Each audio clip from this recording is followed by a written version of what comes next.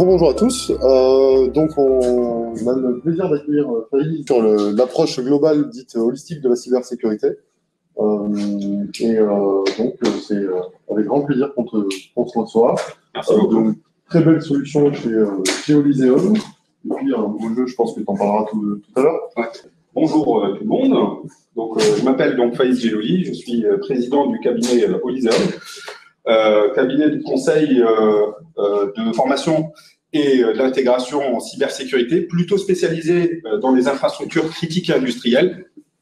Nous sommes une émanation, on va dire,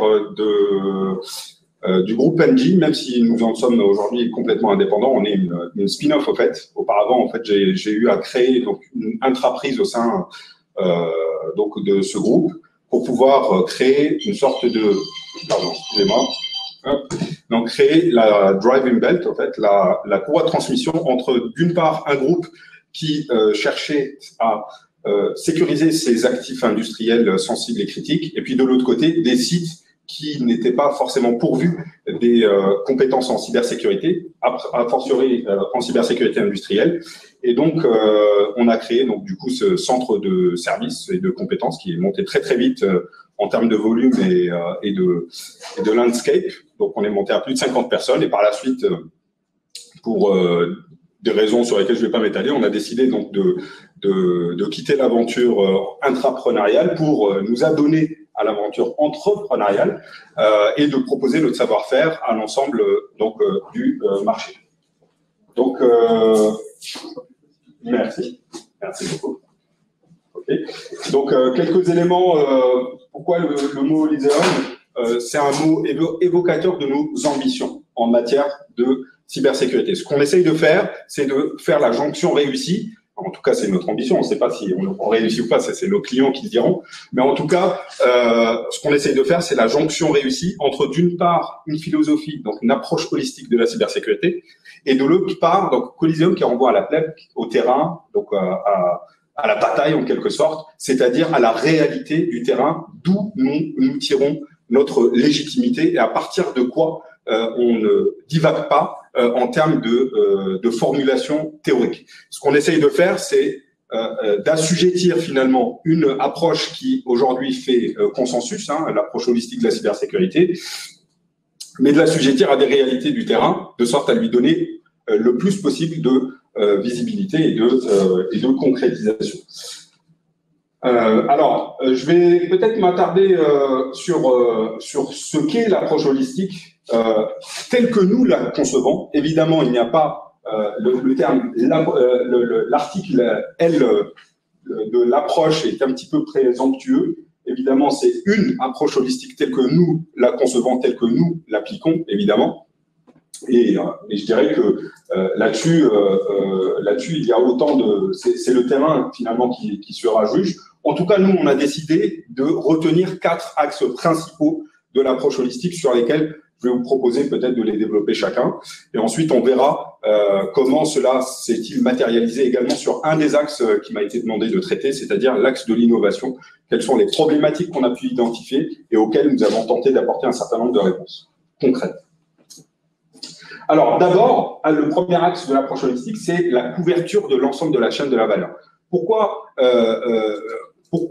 avons-nous retenu cet aspect-là? C'est tout simplement pour ne pas créer de discontinuité opérationnelle pour nos clients. Je m'explique.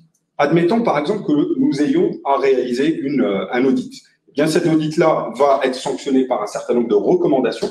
Si ces recommandations ne sont pas éclairées à l'aune d'une expertise en termes de remédiation, d'accord? Eh bien, derrière, ça pourrait faire courir le risque que ces recommandations ne soient pas forcément quelque chose qui soit applicable, qui soit optimisé pour un contexte client particulier. Donc ça, c'est un des nombreux exemples. Ce que j'ai retenu peut-être un petit peu pour illustrer mon propos, c'est cette petite vidéo que, je ne sais pas si elle se lance automatiquement. Donc ça, c'est une vidéo que nous avons réalisée dans notre lab.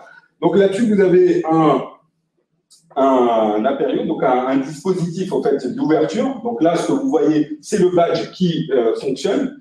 Et là, ce qu'on va essayer de faire, c'est de hacker ce système-là. Donc, qu'est-ce qu'on va faire? On va copier l'IP du badge et on va essayer de le reproduire sur un dispositif qui va permettre donc de simuler la présence d'un badge et que vous voyez ici.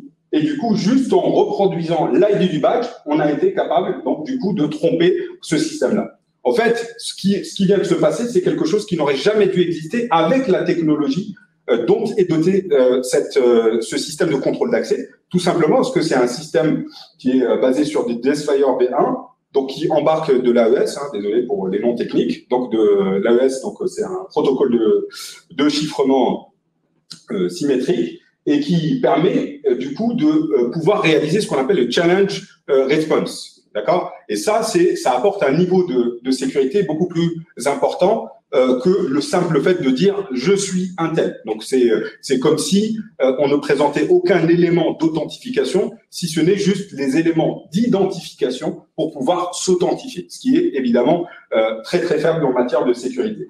Pour vous donner un aperçu. Donc au-delà de cet aspect technique, ce qui est intéressant de retenir ici, c'est comment on en est arrivé là. C'est-à-dire que ce que vous voyez ici, c'est quelque chose qu'on a rencontré des dizaines de fois dans des audits de cybersécurité, des systèmes sur ce type de système. Alors, comment on en est arrivé là?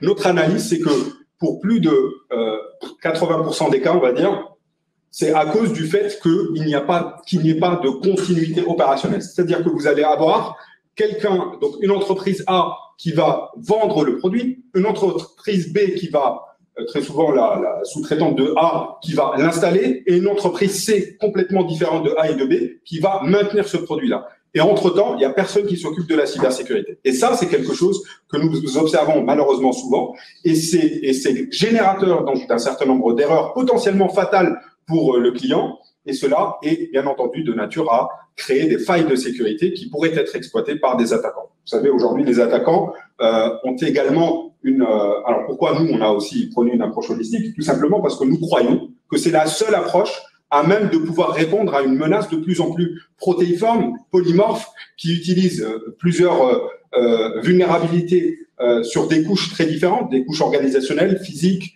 des couches humaines également, et bien entendu des couches technologiques. Passons au deuxième aspect de l'approche holistique. Donc le deuxième aspect, c'est la transversalité. Transversalité à quoi? Eh bien, c'est transversalité à la fois au processus d'une entreprise, mais également transversalité à ses environnements techniques. Alors, je vais peut-être essayer d'apporter un éclairage au travers d'un exemple que j'ai personnellement vécu, donc qui va peut-être faire écho avec l'actualité. L'actualité, donc j'entends par là ce qui s'est passé malheureusement chez OVH la semaine dernière, où un data center a brûlé et une et demie, on va dire, une salle et demie, donc un data center et demi sur les 4 que renfermait le site a été complètement détruit. Et donc ici, dans cet audit de data center, vous savez, un data center, c'est bien entendu quelque chose d'extrêmement sécurisé. C'est leur métier, c'est la redondance, d'accord, pour pouvoir vous assurer une continuité d'activité et le fait que vos données ne soient jamais perdues.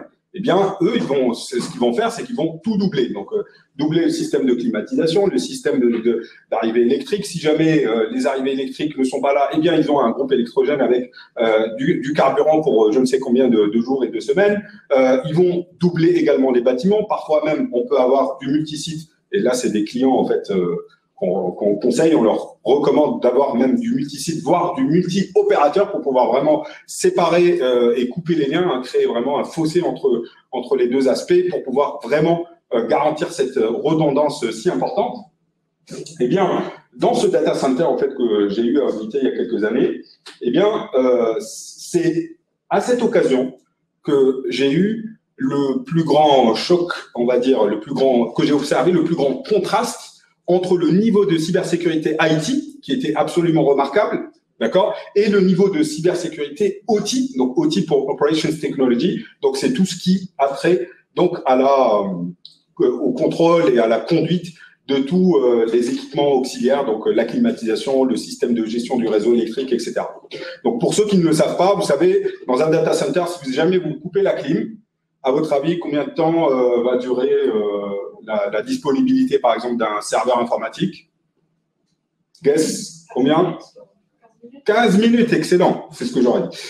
Donc 15 minutes, en réalité, c'est variable, mais effectivement, ça dépasse très rarement les 20 minutes, la demi-heure, tout simplement parce que les serveurs informatiques produisent énormément de chaleur, et donc dès lors qu'il n'y a plus la climatisation, ça monte en température, ça passe en alerte, enfin en mode sécurisé local, et là, terminé, plus de serveurs. S'il n'y a plus de serveurs, donc tous les services derrière sont coupés. Eh bien, ce qu'on a découvert là-dedans, c'est un single point of failure. Vous savez ce que c'est qu'un single point of failure? C'est en anglais, donc single point of failure. Donc, ça veut dire le point de rupture unique, ce qui est juste pour un data center quelque chose qui est aussi comparable qu'une bouse au milieu d'une salle d'opération ou d'une salle blanche. C'est vraiment quelque chose d'absolument inconcevable, le single point of failure. Et fait aggravant, le single point of failure n'était pas au sein d'un seul data center, mais était transverse à 5 data centers. En fait, ce qu'ils ont fait, c'est qu'ils ont mis le même réseau logique pour piloter donc la climatisation sur 5 data centers. D'accord, jusque-là, vous suivez. Eh bien, ce qui veut dire que la corruption de ce réseau-là, qui était du reste pas si compliqué, puisqu'il n'y avait pas vraiment un gros niveau de sécurité, eh bien, aurait non seulement pu couper un data center, mais les 5 simultanément, y compris donc ceux censés se secourir mutuellement. D'accord? Alors là, en termes d'impact, vous multipliez pas par 5, évidemment. Vous multipliez par 100, par 1000, parce que du coup, vous arrêtez tous ceux qui comptaient justement sur ce multisite, sur des configurations multisites, pour pouvoir sécuriser leurs données et leurs applications. Donc, arrêtons un petit peu sur cette partie anecdote et essayons un petit peu de voir un peu l'enseignement qu'on peut en tirer. Donc, on a donc évidemment ce sur quoi on a mis le doigt, c'était un défaut d'architecture, mais ce que je voulais savoir, c'était quand même pourquoi un tel contraste et quel était l'archet qui avait amené les raisons premières qui avaient amené à cet état de fait. Et c'est en interrogeant en fait le RSSI groupe qu'il m'avait dit, écoutez, je vous remercie de votre observation, de votre alerte, parce que je n'ai jamais réussi à faire entendre au directeur technique que la cybersécurité s'appliquait également sur son processus à lui. Donc, c'était chasse gardée. Et là, vous voyez à quel niveau d'aberration, donc, si une exploitation de cette faille-là, malveillante, s'entend, aurait pu mettre sur la paille cette entreprise-là. Évidemment, aucun assureur n'aurait été capable de suivre. Donc, transversalité, deuxième aspect, donc c'est la transversalité à l'ensemble des processus de l'entreprise et évidemment à ses environnements techniques dès lors que l'on considère les processus. Troisième aspect de la cybersécurité, c'est la transdisciplinarité. Aujourd'hui, nous ne nous trouvons pas dans une école d'ingénieurs en cybersécurité, on se trouve dans une école qui traite de l'intelligence économique et de la guerre économique. D'accord? Un nouveau concept de l'économie que certains économistes purs ne reconnaissent pas. Évidemment, je suis de votre côté, sinon je ne serais pas là. Donc, je referme la parenthèse. Alors, évidemment,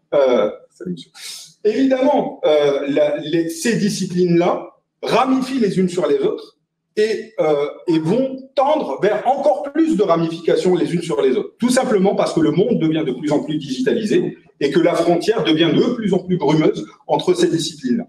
Ce qu'on a fait côté Oliseum, c'est que, bon, déjà, notre fonctionnement de base, notre best-seller en matière d'audit, par exemple, ce sont des audits 360 dans lesquels on adresse l'ensemble des couches. Rappelez-vous, organisationnelles, humaines, technologiques et physiques. Et donc, on a quelqu'un qui est directeur sûreté, qui est un expert en sûreté, qui n'est autre qu'un ancien expert de sûreté, donc d'un grand établissement étatique français. Et là n'est pas le point important, mais ce qui est important de déceler là-dedans, c'est que parfois, un certain nombre du coup de vulnérabilités, enfin, certaines attaques en fait réussies ont utilisé une combinatoire des risques. C'est-à-dire, simultanément, dans la même attaque, des failles, l'exploitation de failles de nature physique et l'exploitation de failles de nature organisationnelle, humaine et technologique. On en a fait un film, d'ailleurs, et ce film-là, en fait, ce que je voulais faire, en fait, ce que je vous ai pas dit en introduction, c'est que on est producteur de la web-série qui s'appelle Cybervox, Juste un petit sondage. Qui connaît Cybervox? Oh, super. Un bon tiers. Je vois pas évidemment ceux qui sont à distance.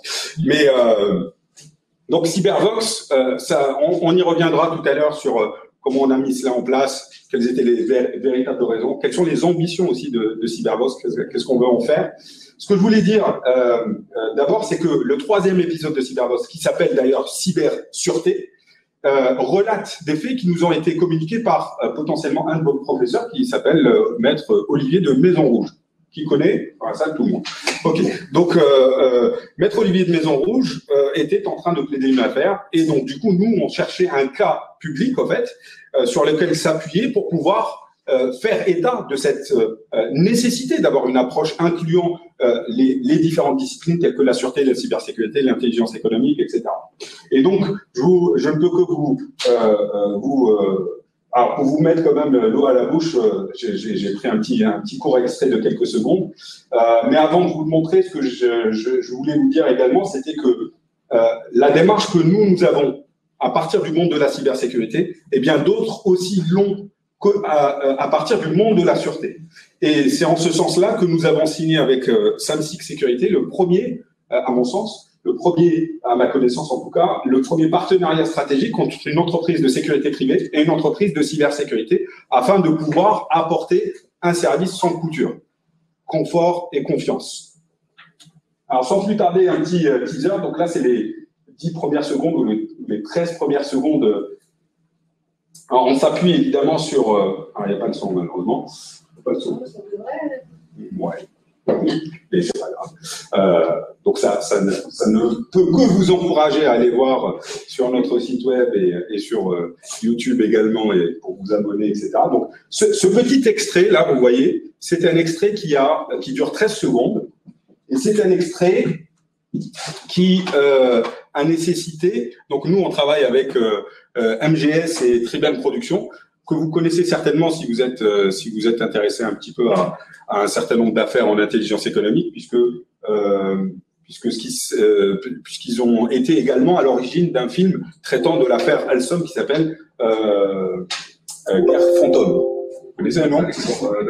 Alexandre de Red, par exemple, exactement. Et David Gendreau, et puis d'autres personnes très sympathiques. Et donc l'idée, c'était de partir également d'un socle commun en termes de conception d'un certain nombre de sujets en termes de sécurité, et d'essayer de voir comment on peut faire converger et créer des plateformes. Donc, ce dont on ne manque pas aujourd'hui, c'est de talent et de volonté. D'accord? Ni de cerveau, ni même d'argent. En réalité, ce dont on manque, c'est de prise d'initiative. Et je pense que les prises d'initiative doivent être encouragées. Et je dirais même plus, les prises d'initiative qui font réunir des cerveaux différents. Parce que c'est dans l'altérité que la fertilité se trouve en réalité. Voilà. Je referme la parenthèse philosophique pour revenir à l'approche holistique de la cybersécurité qui ne marche plus. Anna, qu'est-ce que tu as fait? Alors, il faut que je revienne sur... Ouais, c'est bon. C'est bon. Merci. Le 4e aspect, c'est l'écosystème. Donc, l'écosystème, évidemment, alors pourquoi l'écosystème? Parce qu'aujourd'hui, en réalité, si vous prenez un objet, donc une centrale électrique par exemple, eh bien, une centrale électrique, elle va s'approvisionner chez un certain nombre d'acteurs,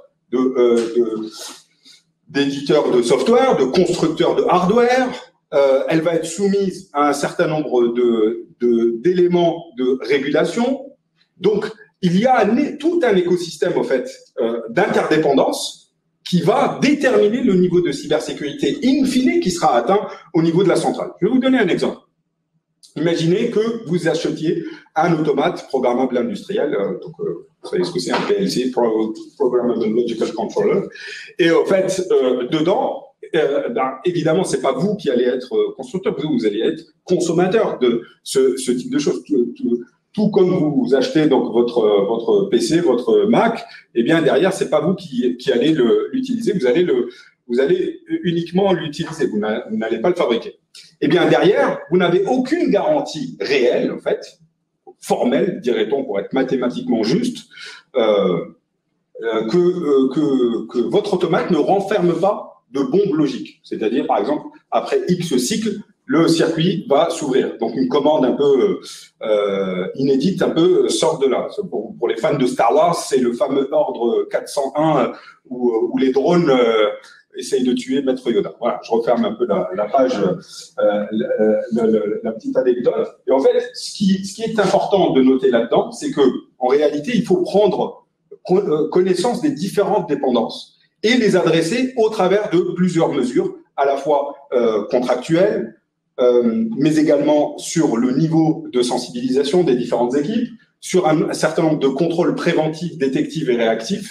Bref, à partir du moment où on a identifié ces risques-là, on est en capacité de les évaluer et de les mettre sous contrôle. Voilà ce que je voulais dire sur ces 4 aspects. Donc, alors, les innovations proposées, donc ce que l'on essaye de faire, on se pose également beaucoup de questions, hein, les mêmes qui se sont posées tout au long de cette journée. Et on essaye d'apporter notre modeste contribution. Donc, tout au long de l'année 2020, on a retenu 4 aspects importants, donc 4 problématiques sur lesquelles nous avons tenté de proposer une solution et que je vous propose de parcourir. Certaines sont plutôt abouties, d'autres qui sont encore dans le pipe, mais je partage cela généreusement avec vous. J'espère que vous allez garder le secret et que vous n'allez pas le prendre sur vous. Ok, donc la première problématique, on a très souvent entendu parler de la pénurie des acteurs de cybersécurité, des experts en cybersécurité. Qui n'en a jamais entendu parler dans la salle? Personne. Tout le monde en a déjà entendu parler. Eh bien, ce qu'on s'était dit, c'est est-ce que la seule solution, c'est de continuer à former des gens ou est-ce qu'il n'existe pas quelque part la possibilité d'optimiser déjà les ressources déjà existantes, déjà en place. Et en fait, je me suis appuyé beaucoup sur mon expérience personnelle en tant qu'ex-CISO, donc ex-RSSI, responsable sécurité des systèmes d'information, dans un environnement fortement régulé, où j'avais à peu près une vingtaine de collaborateurs, et la moitié des collaborateurs passaient leur temps, et c'était un peu le purgatoire en quelque sorte, à aller chercher des preuves pour la conformité. Et ça, c'est extrêmement répandu aujourd'hui dans l'industrie, entre guillemets, de la cybersécurité. Ce qu'on a essayé de faire, c'est d'essayer de contempler un petit peu cette situation et d'essayer de voir s'il n'y a pas eu dans l'histoire des situations similaires et de voir s'il y a eu des propositions que l'on pourrait mimer aujourd'hui.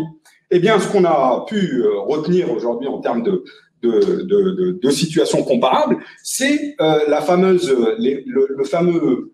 dichotomie entre le modèle français et le modèle allemand en matière d'informatique et de développement informatique dans les années 90 et 2000.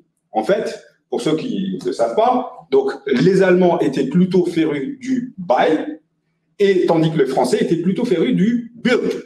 D'accord? C'est-à-dire que les Français reconnaissaient, enfin, les Français évidemment, je généralise, reconnaissaient une certaine, donc d'une entreprise à une autre, un certain nombre de spécificités qui justifiaient selon eux le fait de devoir redévelopper from scratch, par exemple, un ERP pour telle boîte, et puis pour l'autre boîte, parce qu'ils ont des process différents, eh bien, on va développer un autre ERP, d'accord, etc., etc. Les Allemands, ce qu'ils ont fait, je trouve, c'est beaucoup plus adapté, en fait. Les Allemands, ce qu'ils se sont dit, et ça a d'ailleurs fait créer donc un géant mondial, qui est leader mondial aujourd'hui, qui s'appelle SAP, d'accord, que tout le monde connaît. Et SAP, ce qu'ils se sont dit, c'est, on va pas faire ça. En fait, ils ont fait une supposition. Ils ont dit, en réalité, les différences sont mineures. Et c'est peut-être collectivement plus rentable que chacun s'adapte à un modèle sur lequel tout le monde s'entend, plutôt que de devoir dépenser de l'énergie à chaque fois dans la création de quelque chose de spécifique. Et c'est ce qu'ils ont fait, avec évidemment une marge de souplesse de 5%, en quelque sorte, qui permettent des développements spécifiques et des connecteurs, etc. Mais en réalité, ils ont créé un produit qui est devenu lui-même le barycentre des différentes normes et qui est devenu, du coup, une norme à part entière aujourd'hui, qui s'est imposée d'elle-même. C'est un peu comme la fameuse... ceux qui connaissent l'anecdote de la bière allemande et de la bière alsacienne, vous connaissez, non? Vous êtes de l'EGE, voyons, les étudiants là. Pour la norme, c'est aussi une arme de guerre économique entre guillemets. Hein. C'est pas trop mon domaine, mais je vais me risquer un petit peu à relater cet exemple parce que je trouve qu'il est très intéressant et qu'il n'est pas si éloigné de ce que l'on observe aujourd'hui en matière de cybersécurité et du numérique plus généralement. En fait, ce qui s'est passé, c'est que les bières alsaciennes, en fait, étaient interdites de vente en Allemagne sous le pseudonyme de bière. Tout simplement parce que selon la norme allemande, pour s'appeler et se commercialiser en tant que bière, il fallait que l'eau soit allemande. Et oui. Voilà. Donc forcément, c'est une norme qui existe. On peut la critiquer, mais c'est une norme. Donc forcément, derrière, ça permet du coup d'atteindre un certain nombre d'objectifs commerciaux. C'est aujourd'hui ce qu'on observe dans un certain nombre de choses. En tout cas, si on revient à notre sujet, ce qu'on a créé, c'est Compass. Donc Compass encore, il est pas connu et c'est normal, d'accord, parce qu'il est toujours en alpha.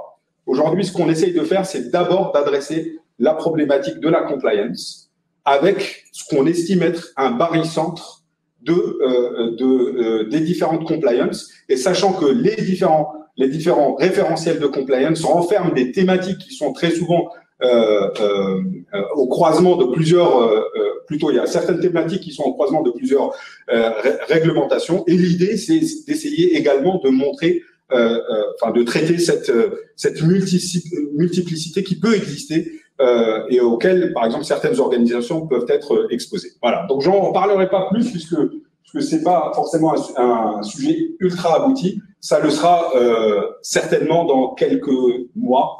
Donc, plutôt fin Q2, du deuxième trimestre.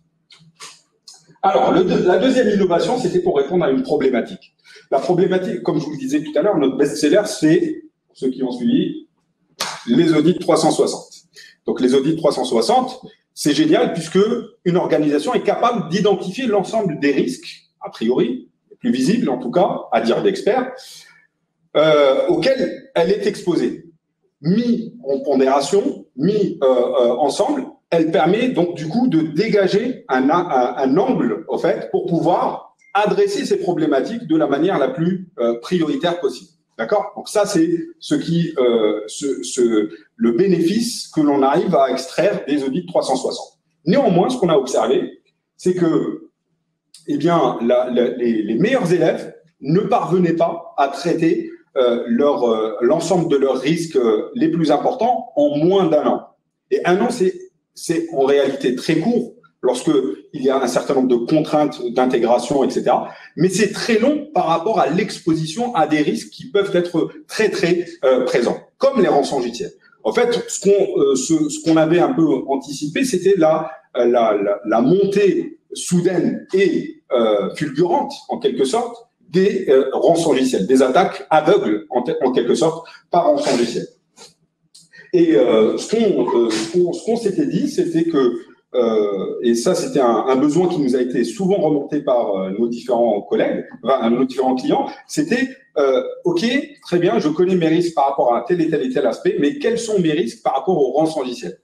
Et là, en fait, on a trouvé qu'il était difficile en fait de répondre à cette question-là, si ce n'est, et ça a été à la base de notre proposition, si ce n'est de créer un rançongiciel gentil, en quelque sorte, gentil voulant dire démuni de sa charge malfaisante, de sorte à pouvoir identifier exactement ce à quoi une organisation est exposée. Et pour ce faire, il fallut réunir dans ce rançongiciel l'ensemble des techniques observées dans les rançongiciels les plus sophistiqués. D'accord ? Ça a été l'objet donc d'un atelier ce matin avec mon collègue Renaud Lifshitz. Et par la suite, l'idée, c'est aussi de tester les défenses d'une entreprise. Donc antivirus, segmentation réseau, les EDR, donc Endpoint Detection and Response, etc. Et rendez-vous compte que parfois, en fait, ce qu'on a pu observer dans les premiers tirs à blanc, on s'est rendu compte que les EDR n'étaient pas forcément remis en cause en leur substance, en leur essence, mais peut-être beaucoup plus en leur implémentation. C'est-à-dire que leur implémentation était trop permissive, n'était pas suffisamment sensible pour pouvoir détecter des actions potentiellement malfaisantes que notre ransomware faisait, évidemment. Et donc, a fortiori, donc du coup, l'autre élément aussi qui était important à mettre en évidence, c'était que nous voulions, je vais y arriver, nous ne voulions pas traiter l'ensemble de la kill chain. Vous savez ce que c'est que la kill chain? C'est l'ensemble des compromissions successives qui permettent d'atteindre l'objectif de l'attaquant. Eh bien, l'idée, c'était de décomposer cette kill chain-là en une phase amont qui va être traitée avec des tests de phishing, etc. Donc tout ça, tout le monde le fait en réalité. Nous aussi, on le fait, hein. Mais il n'y a pas réellement de différenciateur. Par contre, l'idée ici, c'est de traiter l'aspect défense en profondeur, pas l'aspect uniquement de la défense périmétrique, mais également la défense en profondeur. Ça veut dire quoi? Ça veut dire que l'on répond à une question simple. Si jamais on a un patient zéro quelque part dans mon infrastructure, quelle va être la résilience du reste de l'infrastructure? C'est ça, en fait, la question à laquelle aujourd'hui, il est difficile de répondre. Il était difficile de répondre jusqu'à l'avènement donc du service tir à blanc de ransomware by Oliseum. Voilà.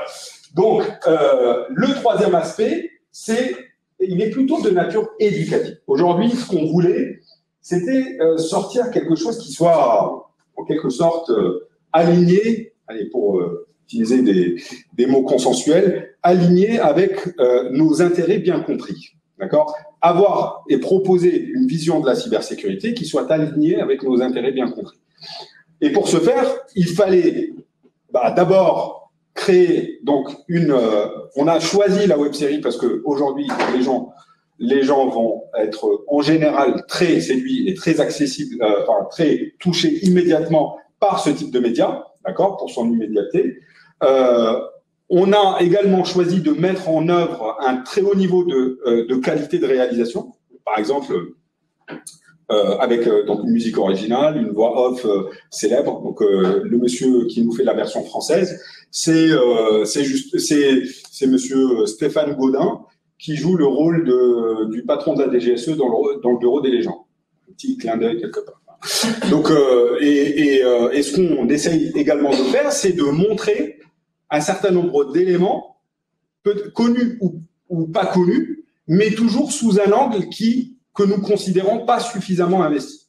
D'accord? Sur l'affaire Stuxnet, sur la cybersureté, donc les ramifications interdisciplinaires, et le dernier qui a été diffusé aussi ce matin, si je ne m'abuse, c'est Cyberbox 4 que nous avons réalisé avec le concours et le support du Césin. D'accord? Vous connaissez tous le Césin. Voilà. Et l'idée derrière aussi, c'est autant que faire se peut, faire connaître les pépites françaises en matière de cybersécurité. C'est ça aussi, ça faisait partie donc de cet objectif-là.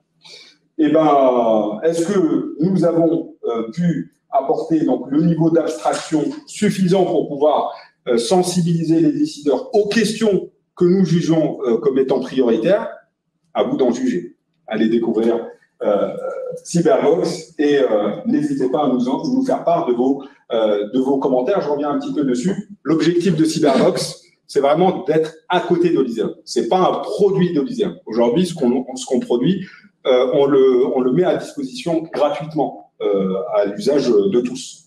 Ce que l'on ambitionne demain, c'est d'élargir la base contributrice afin de pouvoir vraiment identifier les sujets les plus intéressants et de créer en quelque sorte un média qui puisse être potentiellement plus sous le contrôle uniquement de Oliseum, mais peut-être d'un quorum, d'un consortium, une association, que sais-je encore. Donc ça va fortement dépendre du succès que l'on va avoir dans cette phase de lancement. Et dernier aspect, je ne sais pas combien de temps il me reste,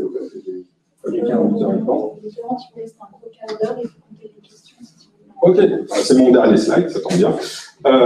Donc, c'est sur le gaming. Alors, le gaming, c'est quoi? Pourquoi on a eu l'idée de cette idée-là? Évidemment, on n'est pas les premiers à avoir eu recours au gaming, mais ce qu'on voulait, c'était...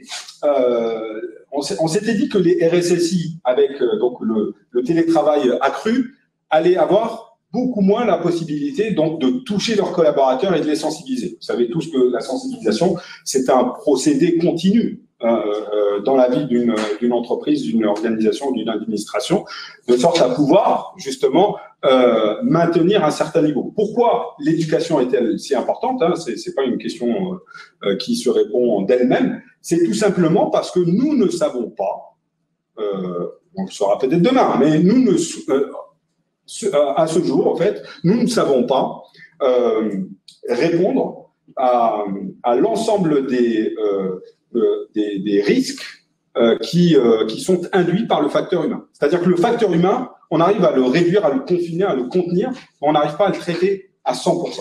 Donc forcément, il reste une partie qui reste impondérable et qui ne peut être traitée que par de la sensibilisation et l'éducation et du contrôle humain en quelque sorte. D'accord ? Donc d'où la nécessité d'investir ce terrain. Ça, bien sûr, il faut bien entendu le comprendre. Donc l'objectif d'un RSSI, c'est toujours de réduire l'étendue des actions potentiellement nuisibles dues directement au facteur humain et de traiter le restant, le rémanent, par de l'éducatif. Ok, c'est clair? Donc, ce qu'on s'était dit, c'était comment atteindre les gens alors qu'ils sont chez eux, en quelque sorte. Eh bien, on a créé avec un partenaire qui s'appelle